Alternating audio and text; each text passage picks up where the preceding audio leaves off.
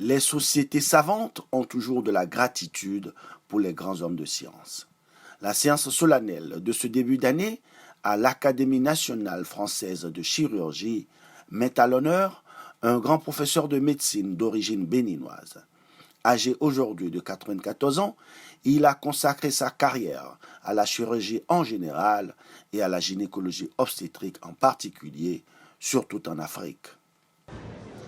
Nous avons demandé au professeur Zinsou d'accepter d'être accueilli par l'Académie comme membre d'honneur à cause de son remarquable parcours de Cotonou à Dakar, en passant par Paris et Libreville.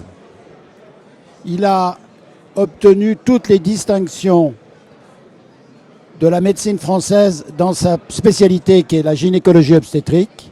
Et il est devenu, à son époque, un maître de la gynécologie obstétrique à Dakar et à Libreville. Le professeur René Zissou était apprécié de ses patients, à la fois des hauts dirigeants politiques, mais aussi des hommes et des femmes de tous les jours pour qui il se dévouait tout autant. C'est quelqu'un qui a été le conseiller de Senghor, qui a été quelqu'un qui a rencontré les plus grands Africains comme Nelson Mandela, Julius Nyerere, Houphouët-Boigny et Senghor, et Aimé Césaire surtout. Ce que je sais du professeur Zissou, c'est que c'était quelqu'un qui était extrêmement aimé de ses patientes et qui s'en est occupé de façon extrêmement importante.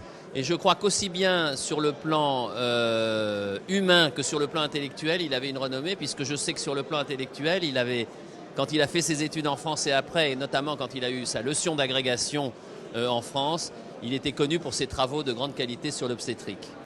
Pour le récipiendaire, cette distinction était certes un signe de reconnaissance pour le devoir accompli, mais aussi et surtout une projection sur son pays, le Bénin. Les choses arrivent à l'heure où elles doivent arriver et je les accepte.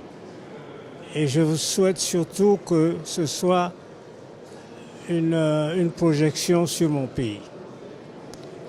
Que cela procède du rayonnement de mon pays.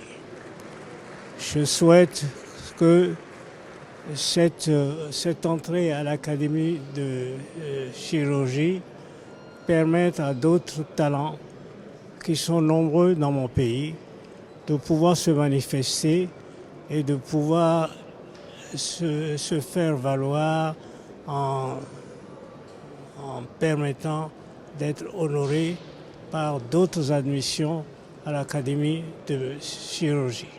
Le devoir accompli, certainement.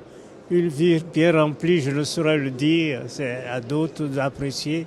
Mais ce qui est certain, j'ai fait l'impossible, j'ai fait tout ce qu'il fallait pour que ça soit utile pour ceux qui me confiaient leur vie.